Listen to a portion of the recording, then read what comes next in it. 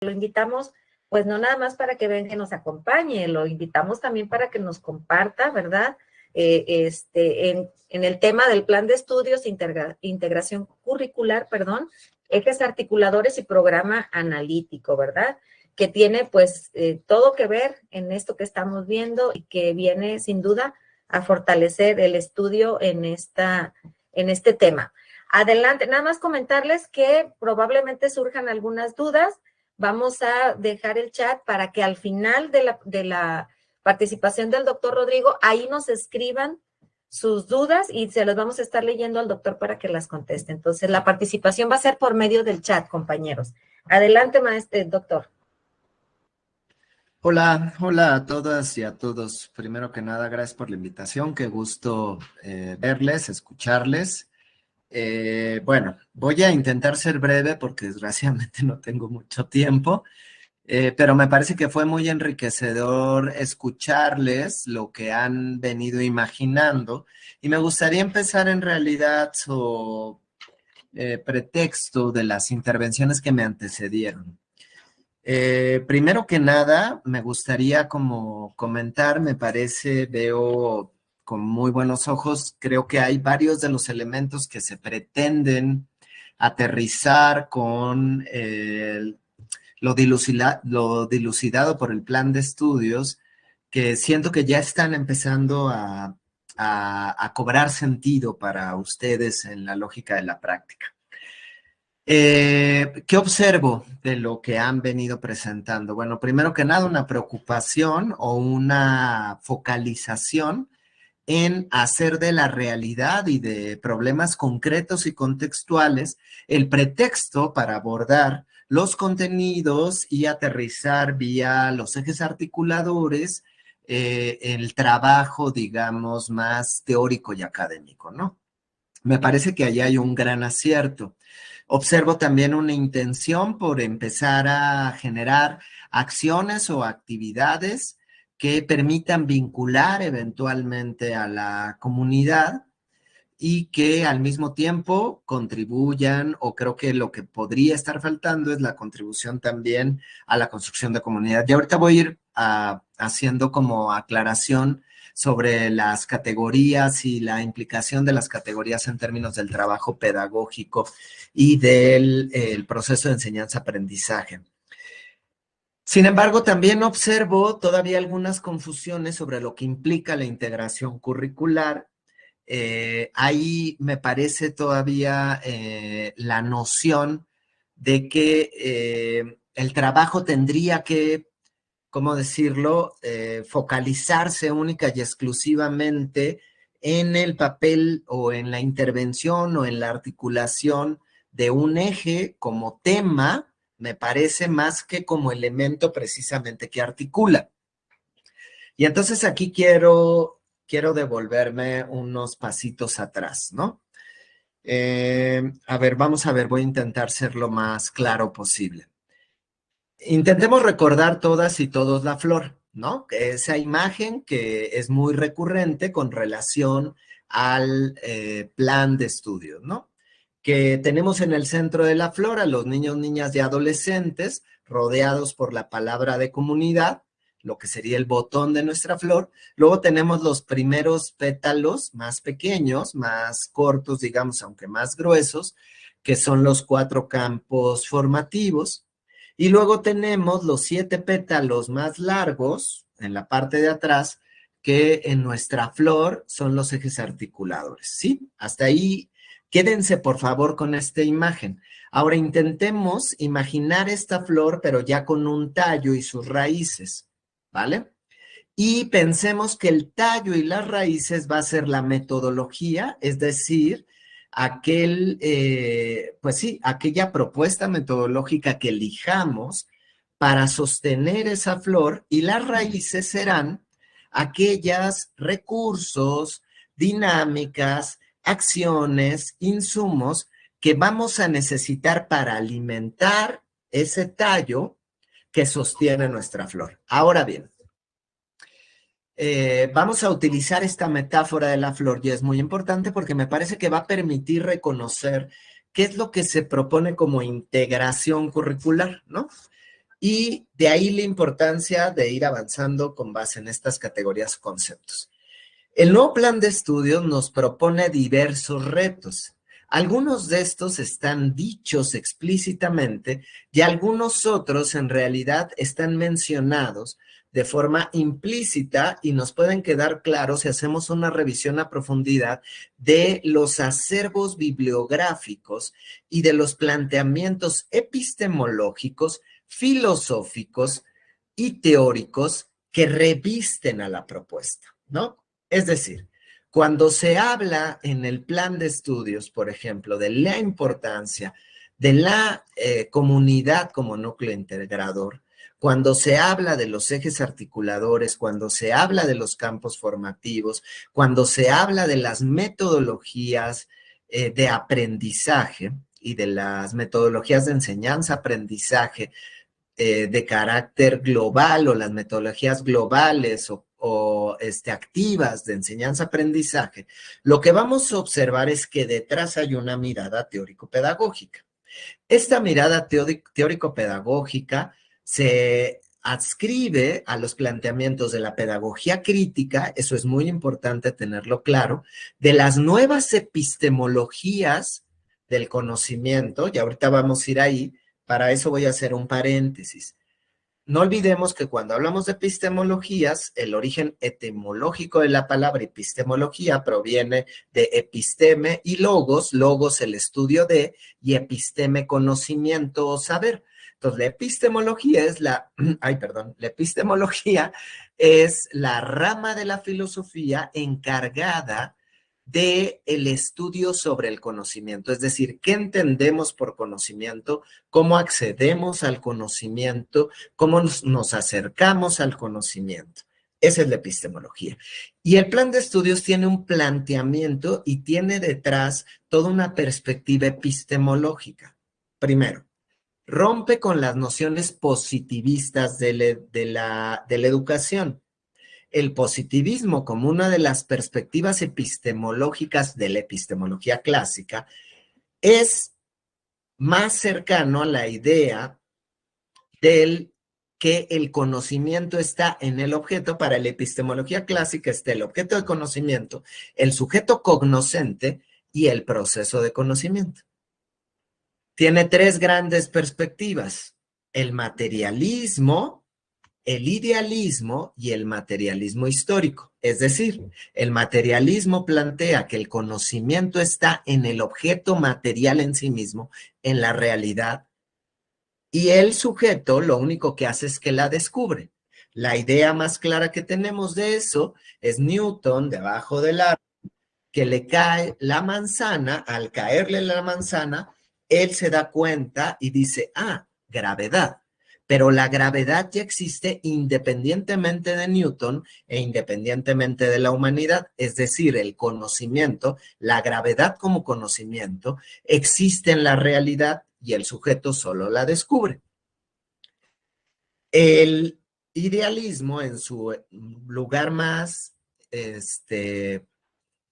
digamos, la explicación en el idealismo sería, ok, existe un proceso, pero como conocimiento existe porque hay un ser humano que tiene razón, que tiene ideas, que tiene nociones y que esas ideas y nociones son las que le permiten nombrar y conocer ese fenómeno, enunciarlo, clasificarlo y entonces existe conocimiento.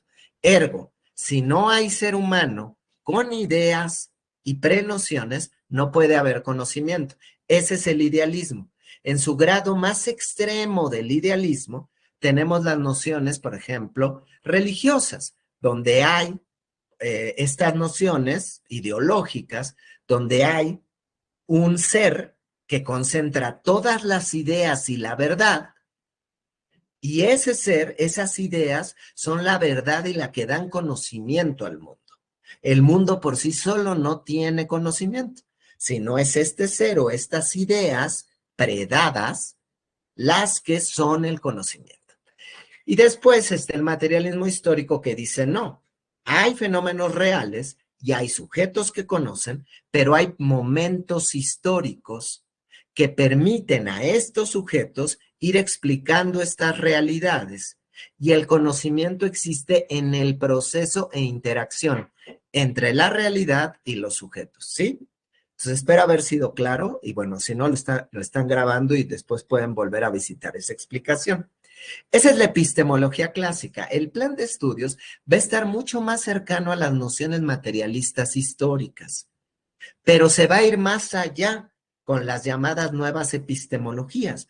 Las nuevas epistemologías incluso sitúan esta discusión con base en los contextos históricos y además recuperan la noción de que este sujeto, que es copartícipe del conocimiento en este proceso, es un sujeto que no solo es porque piensa, sino también porque siente.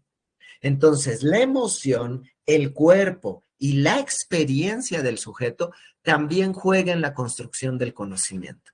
¿Eso qué implica? En términos ya más inmediatos del aula, ¿cuáles son las lógicas a las que nos lleva el positivismo o el idealismo, o el materialismo y el idealismo? Nos lleva una lógica donde el docente es el poseedor de la verdad, ya sea porque tiene la idea o porque la descubrió. Y entonces él, como poseedor de la verdad, es el único voz autorizada que lo que hace es transmitir esa verdad a los estudiantes, y los estudiantes, su única labor es, si a lo mucho, comprender y o memorizar esa verdad. Pero el estudiante no tiene capacidad de cuestionar, de construir, de analizar o incluso de contribuir a la construcción de un nuevo conocimiento, porque el conocimiento ya está dado o en la materia o en la realidad misma, o ya está dado por los grandes pensadores. Estas dos lógicas epistemológicas en el aula se traducen en una dinámica donde se parte de pensar que hay una verdad absoluta que no puede ser cuestionada y que entonces solo tiene que ser comprendida y o memorizada. Y entonces la didáctica, la planeación de clase, la relación pedagógica, toda se sustenta bajo esta premisa. La premisa de que hay una verdad dada e incuestionable que tiene que ser transmitida y o memorizada. Y entonces, pues mi herramienta de evaluación va a ser un examen donde yo voy a comprobar que el estudiante pudo reproducir las palabras, conceptos y categorías que yo le enseñé o le obligué a memorizar. Y con eso ya aprendió. Aunque no haya habido un proceso de análisis, aunque esos conceptos o categorías no le signifiquen nada en su realidad inmediata. ¿Sí me explico? Y entonces yo puedo tener todas las variedades y eso se lo puedo enseñar jugando, se lo puedo enseñar con un rally, se lo puedo enseñar pegándole con la regla en los dedos y no se lo memoriza, se lo puedo enseñar aventándole el gis, se lo puedo enseñar con una plana, se lo puedo enseñar con una canción, pero al final del día, mi objetivo es que lo memorice y o comprenda. Nunca que lo analice, que lo cuestione o que incluso se contemple como un posible sujeto que puede también construir conocimiento. ¿Sí me explico? ¿Eso qué genera? Genera una relación pedagógica donde además yo soy la autoridad, porque repito, yo soy el poseedor de esta verdad que o está dada en la naturaleza o fue dada por los grandes pensadores y por ende, como yo soy la única voz autorizada. Entonces, yo soy el único que tiene esa verdad, el único que habla, el único que puede evaluar, el único que puede cuestionar, el único que puede diseñar. ¿Sí? Esa estructura se reproduce hacia arriba, porque entonces, como el docente tampoco es un sujeto que pueda construir conocimiento, porque es un empleado de una línea de producción, entonces a ese docente solo hay que capacitarlo para que aprenda a memorizar y aprenda a utilizar las herramientas necesarias para este proceso de reproducción y memorización. Y entonces el docente no va a codiseñar programas. El docente solo va a ver cómo está, lo va a reproducir, va a tener la receta de cómo hacer la planeación, va a tener el formato, lo va a reproducir y lo va a hacer. Y entonces todo eso deviene de esta lógica primigenia. Voy a contestar las preguntas que han ido poniendo. No se crean que no van a decir, ya se perdió, ya, ¿y eso qué tiene que ver con los ejes articuladores? No, pues claro que tiene que ver, pero es muy importante primero comprender este contexto, porque eso es lo que hoy hacemos sin darnos cuenta. Y vamos matizando, pero a veces confundimos que generar una dinámica lúdica ya implica que estoy transformando a profundidad y no forzosamente. Porque si caigo en ese mismo lugar donde lo importante es la memorización, pues entonces no estoy transformando de fondo. Y entonces por eso nos pasa que llegamos a la licenciatura, salimos de la licenciatura, cualquiera que sea que estudiamos, y decimos, es que yo empecé a entender hasta que empecé a trabajar. Yo empecé a entender lo que me enseñaron en la licenciatura. Y es que a mí nunca me dijeron en la normal, a mí nunca me dijeron en la facultad, hasta que yo llegué a la realidad. ¿Qué pasa? Como si la realidad estuviera aquí y la escuela estuviera acá y no hubiera ninguna relación entre una y otra. Ese va a ser el primer gran reto que nos propone el plan de estudios. Tenemos que acercar la realidad a la escuela. Y la realidad a la escuela no la vamos a acercar solamente llamando a los papás para decirles, es que sus hijos se portan muy mal. Necesito que nos ayuden a que sus hijos se callen cada vez que yo hablo. No, eso no es acercar la realidad solamente. La realidad no es solo acercarla solamente diciendo, bueno, ahora vamos a discutir sobre el problema que hubo, no sé, del agua en Monterrey. Ese es un primer comienzo, pero no solo es eso. Hay que reconstruir todo esto que hemos venido trabajando. Y a eso es a lo que nos referimos, si se refiere el plan, cuando habla de la integración curricular.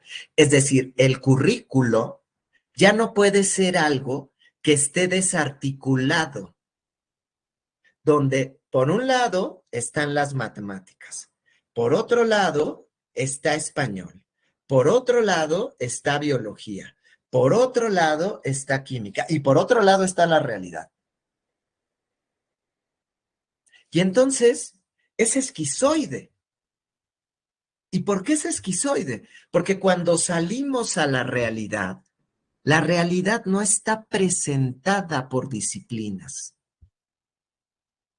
La realidad concreta e inmediata no está presentada por disciplinas. Cuando tú llegas a trabajar, no te dicen, mira, a las 8 de la mañana empiezan las clases, pero entonces hay que llegar a las 7 porque de 7 a 8 es el proceso de socialización desde la perspectiva de la importancia del trabajo en equipo en la psicología.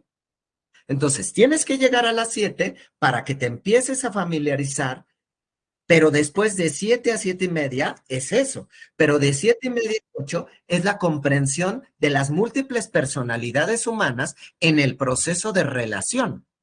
Y luego no, uno llega y se enfrenta con todo eso y no lo vives desarticuladamente.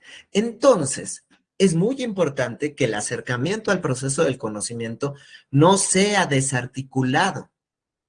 De ahí la importancia y por algo se llaman ejes articuladores. Ahí vamos. Entonces, volvamos a la flor y voy a hacer un pequeño ejercicio solo de imaginación que espero que pueda servir. Esta preocupación por decir, es que, ¿cómo voy a usar el contenido? ¿Cómo voy a agarrar los ejes para enseñarlos? ¿Cómo dejarlos de ver por temas para verlos también como articuladores? Ahí está el punto. Dejemos de mirar a los ejes, los campos, las metodologías, los contenidos. Y entonces les propongo el siguiente ejercicio. Imaginemos que vamos a hacer una flor. Y ahorita vamos a hacer este ejercicio. Va a ser un ejercicio sencillo. Si quieren, vayan dibujando, si quieren, vayan imaginándolo solamente. Y que me parece que ven la sintonía de lo que ustedes ya hicieron, un poco. Pensemos que el botón de nuestra flor, la parte central de nuestra flor, es un problema concreto, un problema o fenómeno concreto de interés de las niñas, niños y adolescentes. Eso es importante, ¿eh? Les quiero poner un ejemplo. Este ejercicio, pero ya más tallereado, lo hicimos en Jalisco, y entonces un grupo de profesoras decían, no, claro, es que un problema es que no ponen atención en la clase. Y yo les decía, ¿ese es un problema de los niños o del profesor? Pues ese es un problema del profesor, no es un problema de los niños. A lo mejor el problema de los niños es que reprueban y su mamá los regaña, que es diferente. Entonces, para lograr esto, primero, ¿qué tengo que hacer? Pues dialogar también con los niños, niñas, adolescentes. Pero ahora hagámoslo solo como ejercicio. Pensemos en un problema muy concreto. Supongamos, por ejemplo, ¿no?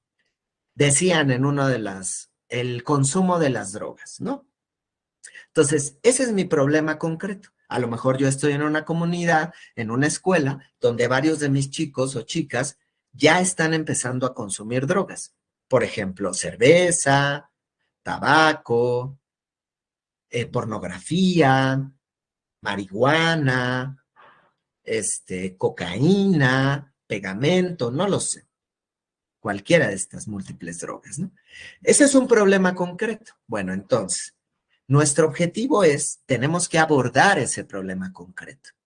Ese problema concreto, ¿con qué contenidos de los campos tiene relación? Y entonces a lo mejor no están involucrados los 4 campos. A lo mejor están involucrados 2 de los 4 campos. Puede estar involucrado, por ejemplo, de lo humano a lo comunitario.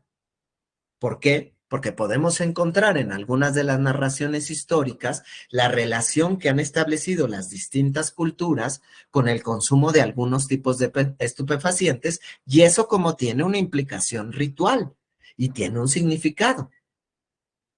Entonces, ahí ya hay un contenido de un campo que tiene relación, pero también puede tener que ver con el campo formativo de saberes científicos, saberes y pensamiento científico. ¿Por qué? Pues porque desde ese campo podemos mirar las implicaciones y consecuencias bioquímicas, biopsicológicas del consumo de ciertos estupefacientes, dependiendo también de la edad. Pero también puede venir desde la noción de la tecnología, cómo el avance tecnológico ha permitido ir especializando los procesos de disgregación de los componentes específicos y neuroquímicos de las drogas o de ciertas plantas para extraer y generar ciertas drogas especializadas. Pero también de nueva cuenta puede estar involucrado algún contenido sobre, por ejemplo, el uso de las drogas en los ejércitos invasores durante la Segunda Guerra Mundial. En la pasada guerra, bueno, ni siquiera guerra, en la pasada invasión a Irak, Estados Unidos, dentro de los kits que les daba a sus militares, les daba drogas para doparse y que ni siquiera tuvieran que salir de sus tanques o de sus aviones. Y los militares sentían que estaban en un videojuego, matando personas reales. Allí hay el uso de las drogas político, pero también a raíz de la invasión de Afganistán por parte del gobierno estadounidense, se incrementó en un 700% aproximadamente la producción de amapola, una flor que se utiliza para la producción de ciertas drogas sintéticas. Pero entonces también puede entrar biología, si estamos en secundaria. ¿Cuáles son las plantas y los componentes psicoactivos de las plantas? ¿Y cuál es la diferencia entre esos mismos componentes, cómo le sirven a la planta y qué implicación van a tener en el cuerpo humano. Y entonces ahí vamos seleccionando los distintos contenidos de los distintos campos que tienen relación con nuestro tapón. En este caso, nuestro problema concreto. Y ahora vamos a los ejes articuladores. ¿Cuáles son los ejes articuladores? ¿Y cuál es la peculiaridad de los ejes articuladores? Si ustedes se dan cuenta, a diferencia de los campos formativos, que tienen contenidos mucho más académicos, los ejes articuladores nos remiten a procesos más de la vida real inmediata. En ese sentido, por eso nos ayudan a articular, porque nos permiten tener una perspectiva o una mirada que nos haga articular distintos contenidos de distintos campos con un proceso o un problema real. Y entonces voy con el mismo ejemplo a un eje articulador, vida saludable, por ejemplo. Entonces, vida saludable nos va a permitir articular cómo el consumo de drogas puede tener distintas implicaciones en los procesos saludables o de salud de la vida de las personas como individuos, pero también responden a un problema de salud pública. Y entonces, al mirarlo como un problema de salud pública, irremediablemente ya también puede intervenir otro contenido de otro campo formativo. ¿Ven? El eje me permite ir jalando articulación. Pero además, por ejemplo, este tipo de drogas, si lo situamos desde el eje articulador de igualdad de género, podremos también situarlo en la realidad concreta. ¿Quiénes utilizan a veces esas drogas o cuántas veces no se usan esas drogas para dormir, para drogar, valga la redundancia, a mujeres en los antros, para después abusar sexualmente de ellas o tenerlas sedadas como parte de procesos de tratas de personas? ¿Cuántas veces no se ha vuelto entre los varones históricamente normal emborrachar a una chica para convencerla? Y perdón, pero el alcohol es una droga. Y perdón, pero ese es un riesgo que los varones difícilmente tenemos. Difícilmente a nosotros, las chicas o los chicos, nos buscan emborrachar para ligarnos. No es tan común. Si bien puede haber casos, no es tan común. Es mucho más común que suceda con las mujeres. Y eso tiene que ver con un tema de igualdad de género. Entonces, ahí hay otro eje articulador que me va a permitir también ir aterrizando este tema a hechos concretos de la realidad. ¿Sí me explico?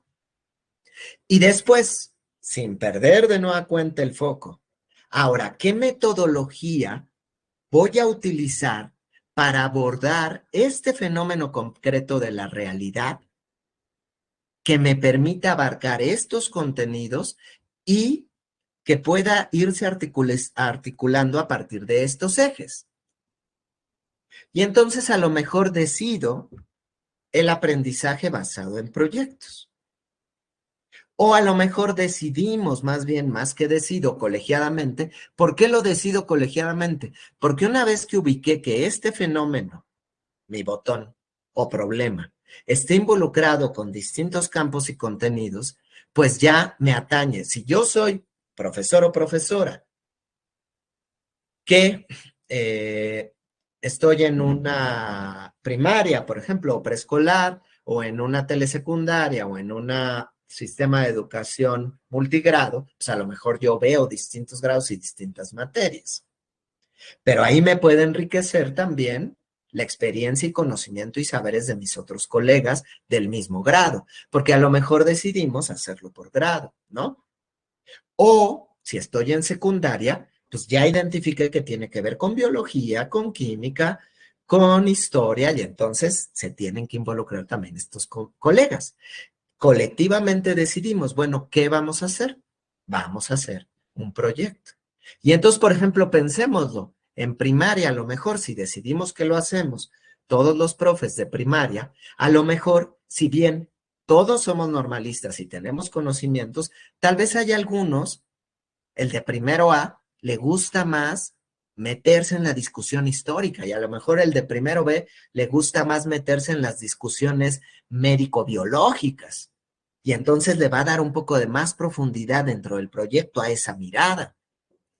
O va a acompañar para que esa mirada no se pierda, pensando que sea un proyecto, por ejemplo, de todos los primeros, ¿no? Y entonces el tronco es mi metodología o decido STEAM, por ejemplo, ¿no? La metodología STEAM, y entonces ahí voy transversalizando lo tecnológico, la lectura, ¿no? Los distintos elementos. Y después en mis raíces voy teniendo, para lograr este proyecto y abordar estos temas, a lo mejor no todos los abordo directamente con el proyecto, pero entonces voy a tener insumos, actividades y materiales y recursos, que son mis raíces, que me van a permitir fortalecer este proyecto o esta metodología para abordar estos contenidos y estos ejes que me permitan explicar este fenómeno de la realidad y comprender este fenómeno de la realidad, ¿no? Ahora bien, para eso, contestando al maestro Gilberto, para eso están los espacios del Consejo Técnico Escolar. Precisamente para eso. Primero. Segundo, no olvidemos que ahorita estamos en un proceso en el que nos estamos acercando para conocer. Ahorita no estamos ya llevando a cabo el plan. Ahorita nos estamos acercando. Tercero, no olvidemos una de las grandes enseñanzas que nos dejó la pandemia. Hay muchos procesos que no necesitamos hacer presencialmente ni de manera sincrónica. Perfectamente me puedo poner de acuerdo con mis colegas si vamos a decidir hacer un proceso colegiado a través de un grupo de WhatsApp y no tenemos que escribir todos al mismo tiempo. Podemos poner reglas claras para que, ahora, claro, ¿eso qué implica? Pues implica madurez de nosotros también como docentes y de no estar en el grupo, con todo respeto, escribiendo cualquier cosa que no tiene que ver con el grupo. Y entonces, de manera asincrónica, nos podemos ir poniendo de acuerdo. Y en los consejos técnicos, en ese horario, terminar de afinar los elementos que fuimos acordando. Por supuesto que no es sencillo, pero si lo vamos estructurando, en realidad a la larga, en vez de que yo individualmente tenga la presión sobre 250 actividades y revisarlo todo, puedo irme también repartiendo el trabajo con mis colegas. Y entonces, por ejemplo, secundaria. Perdón, pero aunque yo de física, a veces me llevo horas revisando las tareas de mis estudiantes, porque ni siquiera están bien escritas y a veces ni les entiendo lo que dicen. Entonces, en vez de que yo revise esas tareas y aparte el de español revise sus tareas, pues a lo mejor nos ponemos de acuerdo y sobre mis tareas, el profesor de español revisa y evalúa los elementos de redacción. Entonces se le entregan antes a él, él las corrige, las revisa, los estudiantes hacen una mejor redacción y entonces ya me la entregan a mí. Y yo ya me ahorré tiempo incluso de tener que estar entendiendo una tarea. Por ejemplo, son ejemplos, ¿no? Que estoy poniendo.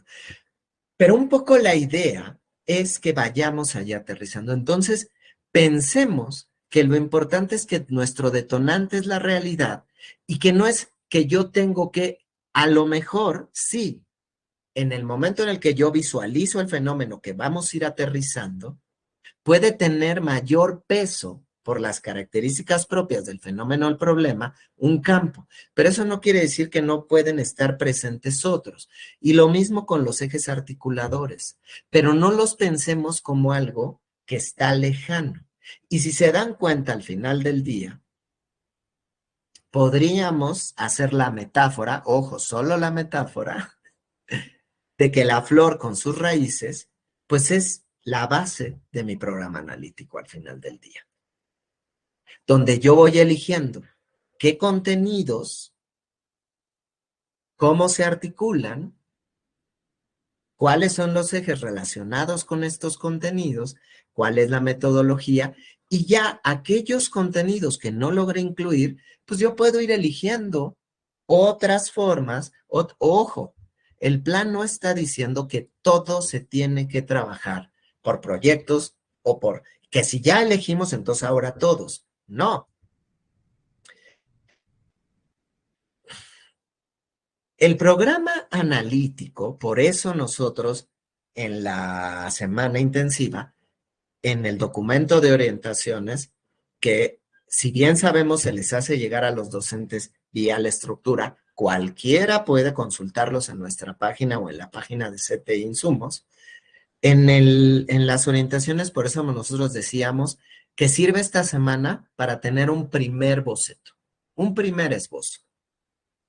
Pensemos que sabemos que, y lo digo con todo respeto, pero sabemos que estamos acostumbrados a que históricamente la Secretaría decía, ya hazlo y ya lo aplicas mañana, ¿no? Aquí nos estamos dando todo un año, un ciclo escolar. Entonces, estamos a mitad, un poquito más de la mitad. Vamos a seguir avanzando. Como ustedes vieron en el documento que ya se envió para Consejo Técnico, hay una planeación que propone que este viernes próximo se verán los ejes articuladores, se aterrizarán un poco más la idea de qué son los ejes articuladores, cómo vienen y demás.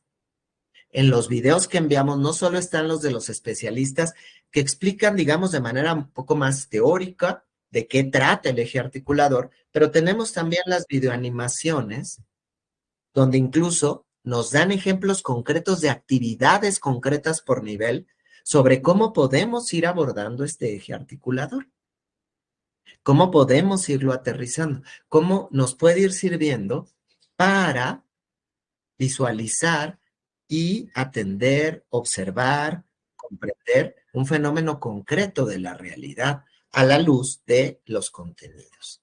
Entonces, como también estarán, como también lo vienen en orientaciones, la intención es que sigamos avanzando en el codiseño para que al final del ciclo escolar logremos tener el programa analítico a final del ciclo escolar. Y todavía, como ustedes lo pueden ver en el calendario, después de que termine el ciclo escolar, vamos a tener una serie de días donde la intención es terminar de afinar nuestro programa analítico. ¿Sí? ¿Cómo defino el codiseño? Bueno, en primer lugar, no soy yo, porque yo no soy el autor, ni mucho menos de la categoría, pero ¿cómo se ha venido definiendo el codiseño? Entendamos al codiseño como un proceso, primero que nada. Y es un proceso que va a iniciar, si podríamos decirlo, y recupero lo dicho por la directora general de Desarrollo Curricular en la reunión que tuvimos con Enlaces. El proceso de codiseño inicia desde el momento en el que el cuerpo docente, es más, yo me atrevería a decir, saltándome las palabras de la maestra Xochitl, yo podría decir que el proceso de codiseño inicia desde el momento en el que supervisores, directores empiezan a vislumbrar cuáles son las peculiaridades y características de sus comunidades escolares.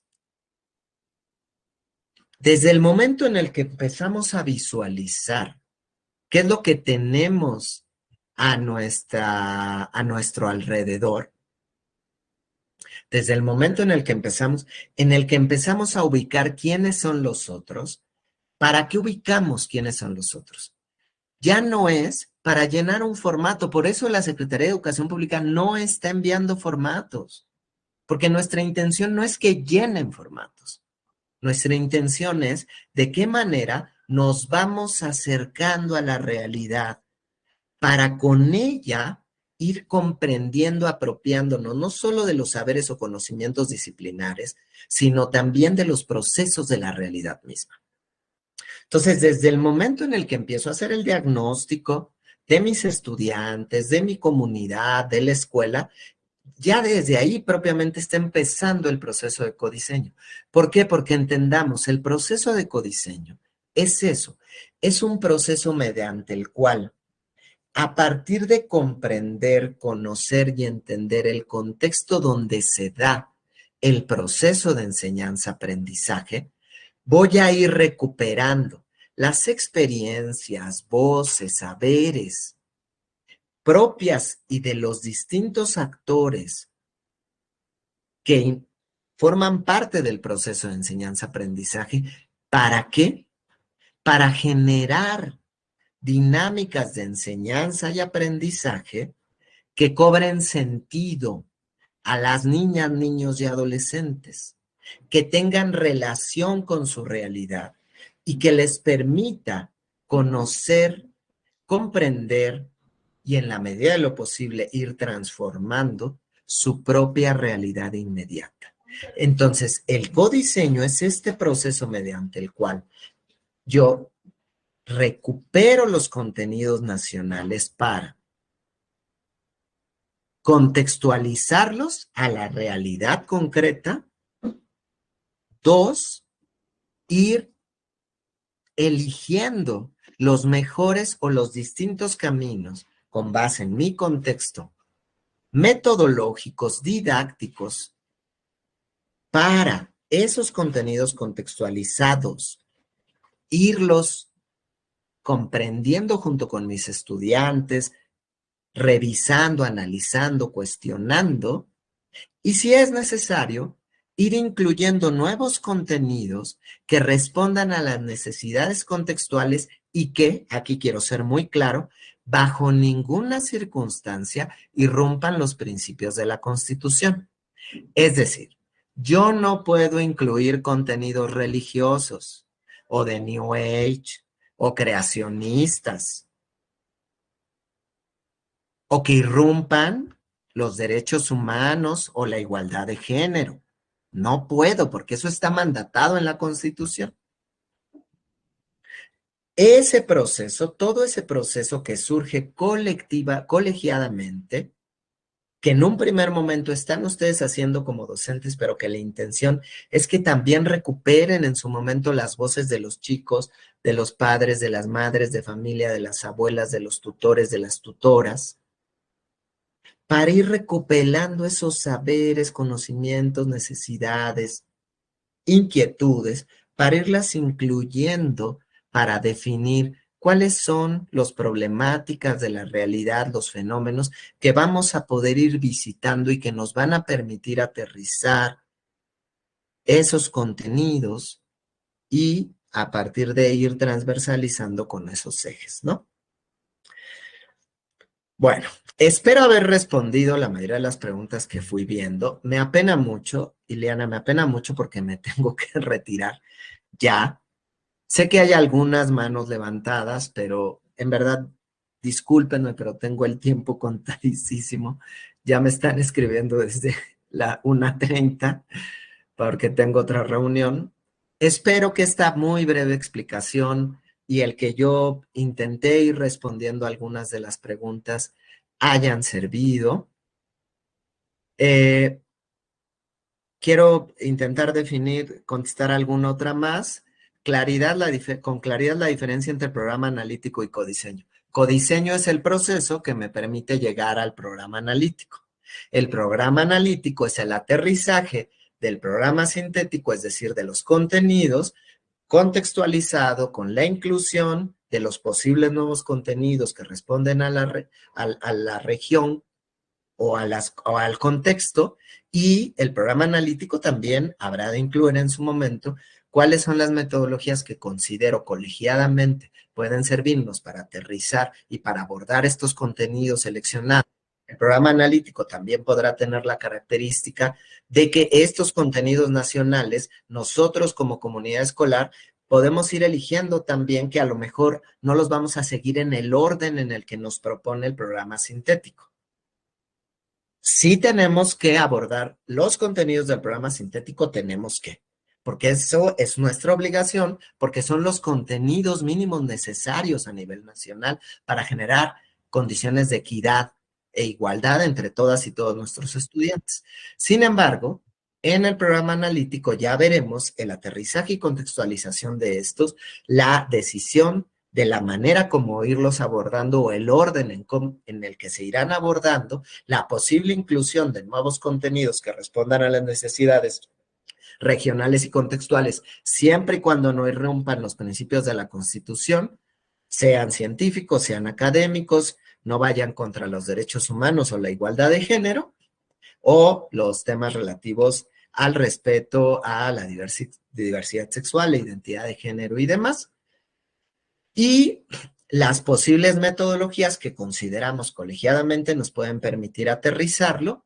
Y entonces, a partir de esa estructura, ya después viene la planeación didáctica, que es la que ya cada docente hace para ir diseñando las actividades que les permitan alimentar estas metodologías propuestas o acordadas colegiadamente, y también para abordar aquellos contenidos que no hayan sido contemplados o que no hayan podido ser incluidos dentro de las metodologías o proyectos o STEAM elegidos colegiadamente. Espero haber resuelto la mayoría de las dudas o preguntas. De nueva cuenta, muchísimas gracias por la invitación. Cada vez que tenga tiempo, para mí es un placer compartir, y espero también que la próxima ocasión tenga un poquito de más tiempo para establecer un diálogo, a ver si lo planeamos y hacemos con más tiempo una pequeña mesa de diálogo también para resolver. Y si más adelante van a presentar posteriormente cómo les va yendo, invítenme también y con todo gusto me haré el mayor esfuerzo para tener el tiempo y darles mis retroalimentaciones personales que espero que les sirvan. Muchísimas gracias, Ileana, y muchas gracias. No, gracias a usted, doctor Rodrigo, por este tiempo que nos concedió, ¿verdad? Y compartirnos sus saberes y sus experiencias. Y estoy copiando todas las preguntas porque luego se las vamos a mandar para que nos haga favor de por escrito contestárnosla. Y por ahí vi que alguien pide que usted vuelva a venir, entonces, y lo acaba de decir, y pues qué bueno que podamos hacer algún evento donde pueda estar el doctor Rodrigo y podamos seguir compartiendo, ¿verdad? Y seguir aprendiendo. Pues muchísimas gracias, doctor. Con todo gusto. A todo su equipo. Muchísimas también. Gracias. Y gracias sobre todo a todas y todos. Disculpen, no lo dije al inicio, pero la secretaria, por indicación y desde la Secretaría de Educación Pública, queremos agradecerles a todas y a todos encarecidamente por su trabajo. Sabemos y estamos conscientes que el sistema educativo nacional camina y sigue caminando, sobre todo y principalmente gracias al trabajo que ustedes hacen día con día en sus sectores, con los directores, con las directoras de